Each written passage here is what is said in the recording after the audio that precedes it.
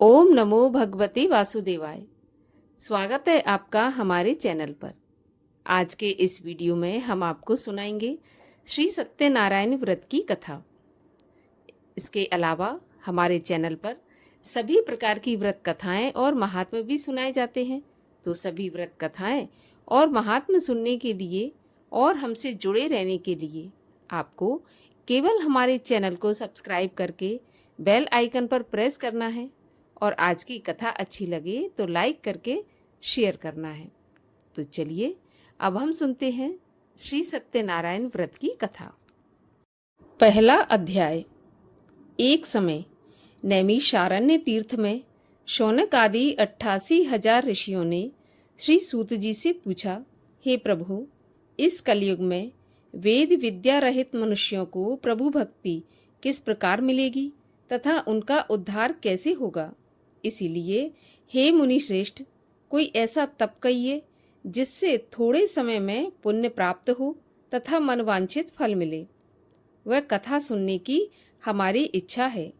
सर्वशास्त्र ज्ञाता श्री सूत जी बोले, हे वैष्णवों, आप सबने सर्व प्राणियों के हित की बात पूछी है। अब मैं उस श्रेष्ठ व्रत को आप लोगों से कहूँगा जिस व्रत को नारद जी ने लक्ष्मी नारायण से पूछा था और श्री लक्ष्मीपति ने मुनि श्रेष्ठ नारद जी से कहा था। सो ध्यान से सुनिए।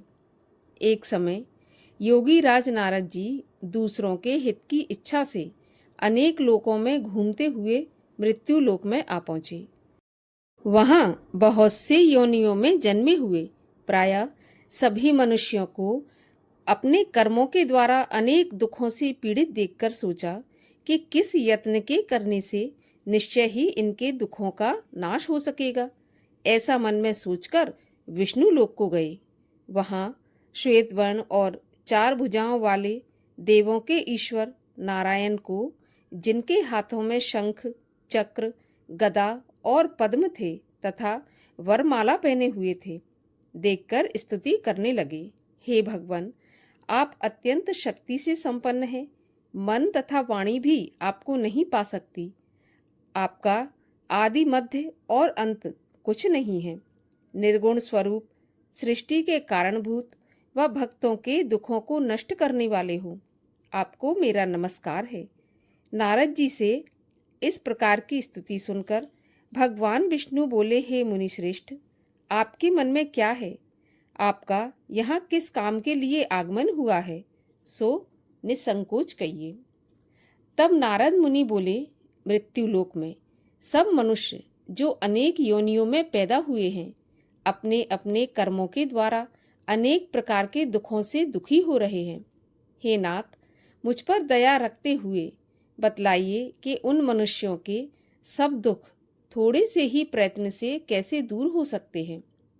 श्री भगवान जी बोले, हे नारद, मनुष्यों की भलाई के लिए तुमने बहुत अच्छी बात पूछी है। जिस काम के करने से मनुष्य मोह से छूट जाता है वह मैं तुम्हें कहता हूँ। सुनो, बहुत पुण्य देने वाला स्वर्ग तथा मनुष्य लोक दोनों में दुर्लभ एक उत्तम व्रत है। आज मैं प्रेमवश होकर तुमसे कहता हूँ। श्री सत्यनारायण का यह व्रत अच्छी तरह विधान पूर्वक करके मनुष्य तुरंत ही यहाँ सुख भोग कर मरने पर मोक्ष को प्राप्त होता है। श्री भगवान के वचन सुनकर नारद मुनि बोले कि उस व्रत का क्या फल है, क्या विधान है और किसने यह व्रत किया है और किस दिन यह व्रत करना चाहिए, विस्तार से कहिए।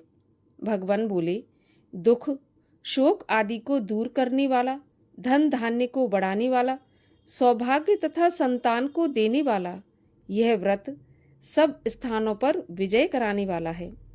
भक्ति और श्रद्धा के साथ किसी भी दिन मनुष्य श्री सत्यनारायण की शाम के समय ब्राह्मणों और बंधुओं के साथ धर्मपरायण होकर पूजा करें।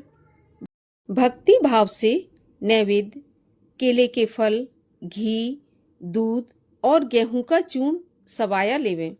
गेहूं के अभाव में साठी का चूर्ण, शक्कर या गुड़ लें और सब भक्षण योग्य पदार्थ जमा करके भगवान को अर्पण कर दें तथा बंधुओं सहित ब्राह्मणों को भोजन करावें।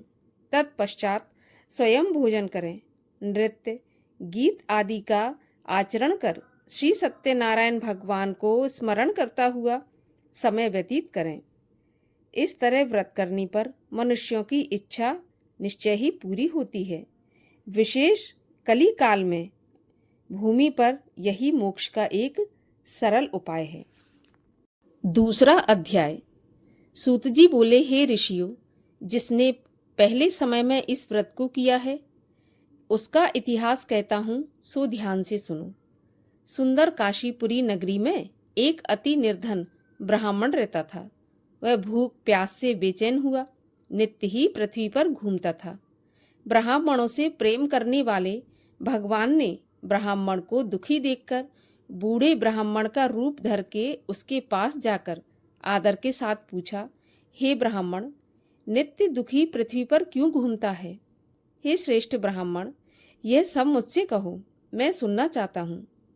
तब ब्राह्मण बोला, मैं बहुत निर्धन ब्राह्मण हूँ, भिक्षा के लिए पृथ्वी पर फिरता हूँ।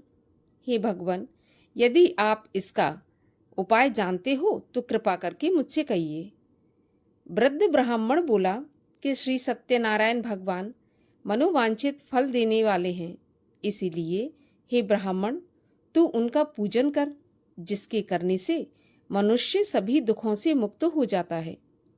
ब्राह्मण को व्रत का सारा विधान बताकर बूढ़े ब्राह्मण का रूप धारण करने वाले श्री सत्यनारायण भगवान अंतर्ध्यान हो गए। जिस व्रत को बूढ़े ब्राह्मण ने बताया है, मैं उसको करूँगा, ऐसा निश्चय कर उसे रात में नींद भी नहीं आई। वह सवेरे ही उठकर श्री सत्यनारायण भगवान के व्रत का निश्चय करके भिक्षा के लिए चला। उस दिन उसको भिक्षा में बहुत धन मिला, जिससे बंधु बांधवों के साथ उसने श्री सत्यनारायण भगवान का व्रत किया। इसके करने से वह ब्राह्मण सभी दुखों से छूटकर अनेक प्रकार की संपत्तियों से युक्त हुआ। उस समय से वह ब्राह्मण हर महीने यह व्रत करने लगा। इस तरह श्री सत्यनारायण भगवान के व्रत को जो करेगा वह सब पापों से छूटकर मोक्ष को प्राप्त होगा। आगे जो पृथ्वी पर सत्यनारायण का व्रत करेगा मनुष्य, वह सब दुखों से छूट जाएगा। इस तरह नारद जी ने नारायण का कहा हुआ यह व्रत तुमसे कहा। हे विप्रो, मैं अब और क्या कहूँ? ऋषि बोले, हे मुनीश्वर, संसार में इस ब्राह्मण से सुनकर किस किसने इस व्रत को किया और हम वह सब सुनना चाहते हैं। इसके लिए हमारे मन में श्रद्धा है। सूत जी बोले, हे ब्राह्मण मुनियों, जिस जिसने इस व्रत को किया है वह सब सुनो। एक समय एक ब्राह्मण धन और ऐश्वर्य के अनुसार बंधु बांधवों के साथ व्रत करने को तैयार हुआ। उसी समय एक लकड़ी बेचने वाला बूढ़ा आदमी आया और बाहर लकड़ियों को रखकर ब्राह्मण के मकान में गया। प्यास से दुखी लकड़हारा उनको व्रत करते देखकर ब्राह्मण को नमस्कार करके कहने लगा कि आप ये क्या कर रहे हैं और इसके करने से क्या फल मिलता है, कृपा करके मुझे बताइए। ब्राह्मण ने कहा, सभी मनोकामनाओं को पूरा करने वाला यह श्री सत्यनारायण भगवान का व्रत है। इसकी ही कृपा से मेरे यहाँ धन धान्य आदि की वृद्धि हुई है। ब्राह्मण से इस व्रत के बारे में सारी जानकारी प्राप्त करके लकड़हारा बहुत प्रसन्न हुआ। चरणामत ले और प्रसाद खाने के बाद अपने घर को गया। लकड़हारे ने मन में इस प्रकार का संकल्प किया कि आज गांव में लकड़ी बेचने से जो धन मिलेगा उसी से श्री सत्यनारायण भगवान का उत्तम व्रत करूंगा। ऐसा मन में विचार करके बूढ़ा ब्राह्मण लकड़ियां अपने सिर पर रखकर जिस नगर में धनवान लोग रहते थे वह ऐसे सुंदर नगर में गया। उस रोज वहां पर उन लकड़ियों का दाम पहले दिनों से चौगुना मिला। तब वह बूढ़ा लकड़हारा दाम लेकर और अति प्रसन्न होकर पके केले की फली, शक्कर, घी, दूध, दही और गेहूं का चूर्ण इत्यादि श्री सत्यनारायण देव के व्रत की सभी सामग्रियों को लेकर अपने घर आया। फिर उसने अपने भाइयों को बुलाकर विधि के साथ भगवान जी का पूजन और व्रत किया। उस व्रत के प्रभाव से बूढ़ा लकड़हारा धन, पुत्र आदि से संपन्न हुआ और संसार के समस्त सुखों को भोगकर वैकुंठ को चला गया। तीसरा अध्याय। सूत जी बोले, हे श्रेष्ठ मुनियों, अब आगे की कथा कहता हूँ, सो सुनो। पहले समय में उल्कामुख नाम का एक बुद्धिमान राजा था। वह सत्यवक्ता और जितेंद्रिय था। प्रतिदिन देव स्थानों में जाता और गरीबों को धन देकर उनके कष्टों को दूर करता था। उसकी पत्नी कमल के समान मुख वाली और सती साध्वी थी। भद्रशिला नदी के तट पर उन दोनों ने श्री सत्यनारायण देव का व्रत किया। उस समय में वहां पर एक साधु वैश्य आया। उसके पास व्यापार के लिए बहुत सा धन था। वह नाव को किनारे पर ठहराकर राजा के पास गया और राजा को व्रत करते हुए देखकर विनय पूर्वक पूछने लगा कि राजन, भक्ति युक्त चित्त से आप यह क्या कर रहे हैं? मेरी सुनने की इच्छा है, सो आप मुझे बताइए। राजा बोला, हे साधु, अपने बांधवों के साथ पुत्र आदि की प्राप्ति के लिए यह महाशक्तिवान श्री सत्यनारायण भगवान का व्रत व पूजन किया जा रहा है। राजा के ऐसे वचन सुनकर साधु आदर के साथ बोला, हे राजन, मुझे इसका विधान बताएं। मैं भी आपके कहे अनुसार इस व्रत को करूंगा। मेरे भी कोई संतान नहीं है और इस व्रत से निश्चय ही संतान होगी। राजा से सब विधान सुनकर व्यापार से निवृत्त हो वह आनंद पूर्वक अपने घर आया। साधु ने अपनी स्त्री से संतान देने वाले उस व्रत का समाचार सुनाया और कहा कि जब मेरे संतान होगी तब मैं उस व्रत को करूंगा। साधु ने ऐसे वचन अपनी स्त्री लीलावती से कहे। एक दिन उसकी स्त्री लीलावती पति के साथ आनंदित हो सांसारिक धर्म में प्रवृत्त होकर भगवान सत्यनारायण की कृपा से गर्भवती हो गई तथा 10वें महीने उसके गर्भ से एक सुंदर कन्या का जन्म हुआ। दिन दिन वह इस तरह बढ़ने लगी जैसे शुक्ल पक्ष का चंद्रमा बढ़ता है। कन्या का नाम कलावती रखा गया। तब लीलावती ने मीठे शब्दों में अपने पति से कहा, हे नाथ, आपने जो संकल्प किया था कि भगवान का व्रत करूंगा, अब आप उसे करिए। तब व्यापारी बोला, हे प्रिय, इसके विवाह पर करूंगा। इस प्रकार अपनी पत्नी को आश्वासन देकर वह नगर को गया। कलावती पितृगृह में वृद्धि को प्राप्त हो गई। साधु ने जब नगर में सखियों के साथ अपनी पुत्री को खेलते देखा तो तुरंत ही दूत बुलाकर कहा कि मेरी पुत्री के लिए कोई सुयोग्य वर देखकर लाओ। वैश्य की आज्ञा पाकर दूत कंचन नगर पहुंचा और वहां पर एक बड़ी खोज और देखभाल करके लड़की के लिए सुयोग्य वणिक के पुत्र को ले आया। उस सुयोग्य लड़के को देखकर वैश्य ने अपने बंधु बांधवों सहित प्रसन्न चित्त अपनी पुत्री का विवाह उसके साथ कर दिया। किंतु दुर्भाग्य से विवाह के समय भी उस व्रत को करना भूल गया। तब श्री भगवान क्रोधित हो गए और श्राप दिया कि तुम्हें दारुण दुख प्राप्त होगा। अपने कार्य में कुशल साधु बनिया अपनी जामाता सहित समुद्र के पास स्थित रत्नपुर नगर में आया और वहां दोनों ससुर दामाद चंद्रकेतु राजा के उस नगर में व्यापार करने लगे।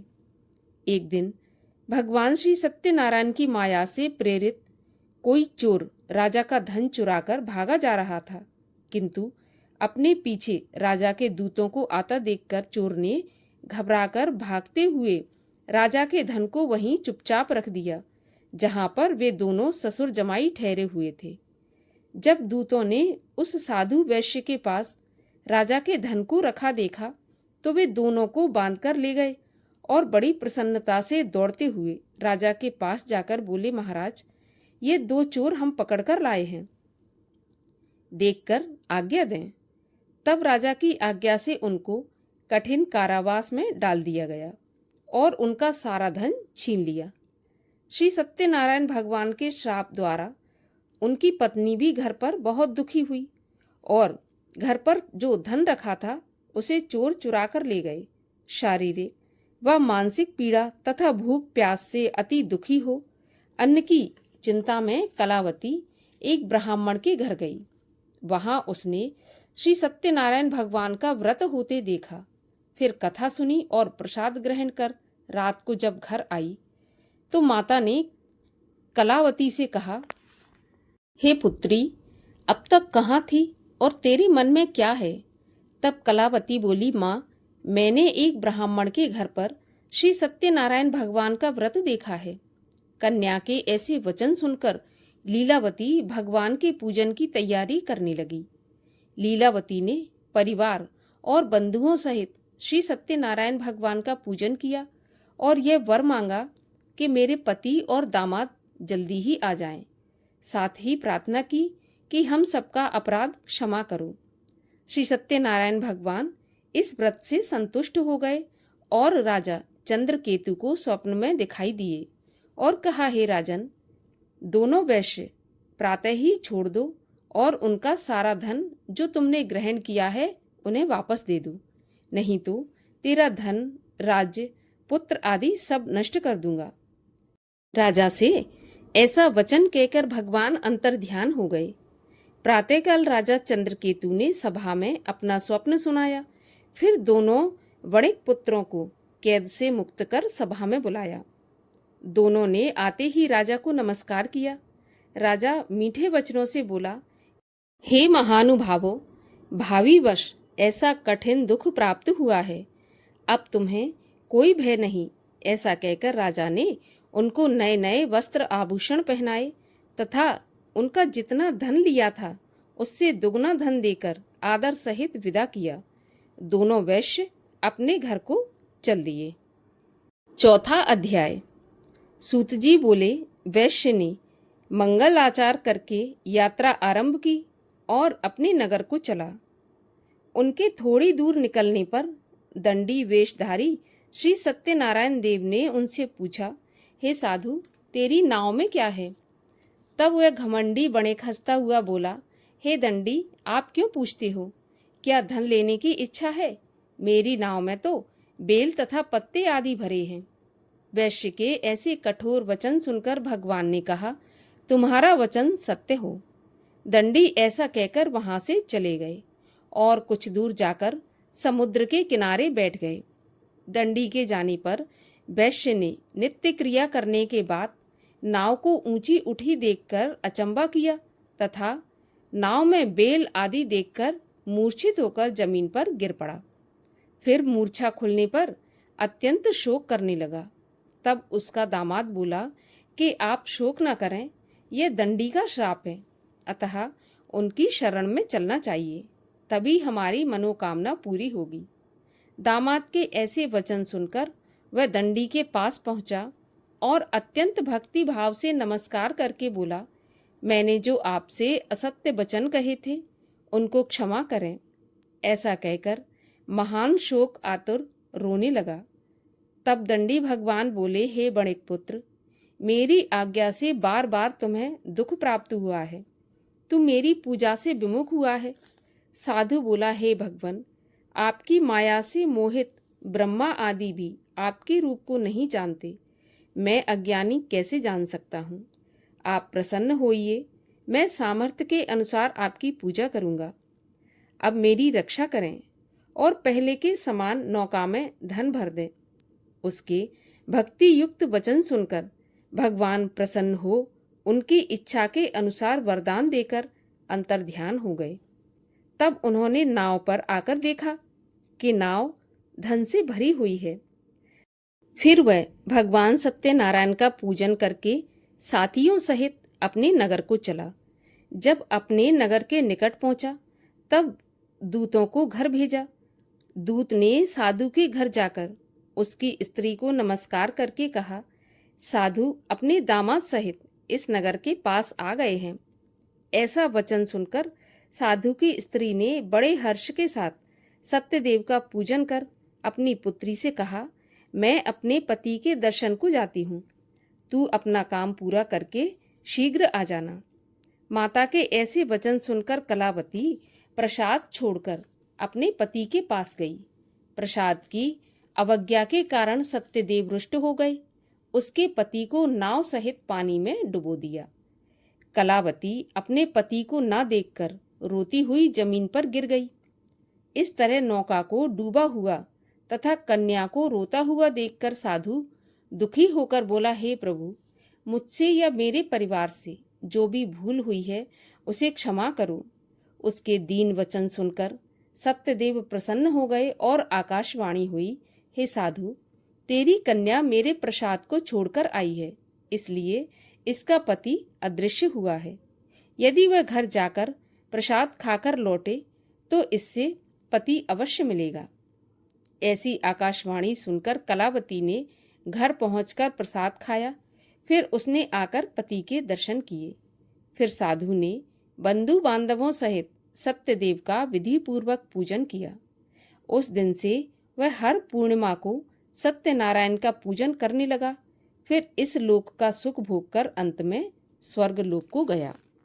5वां अध्याय। सूत जी बोले, हे ऋषियों, मैं और भी कथा कहता हूँ, सो सुनो। प्रजापालन में लीन तुंगध्वज नाम का एक राजा था। उसने भी भगवान का प्रसाद त्याग कर बहुत दुख पाया। एक समय वन में जाकर जंगली पशुओं को मारकर बड़ के पेड़ के नीचे आया।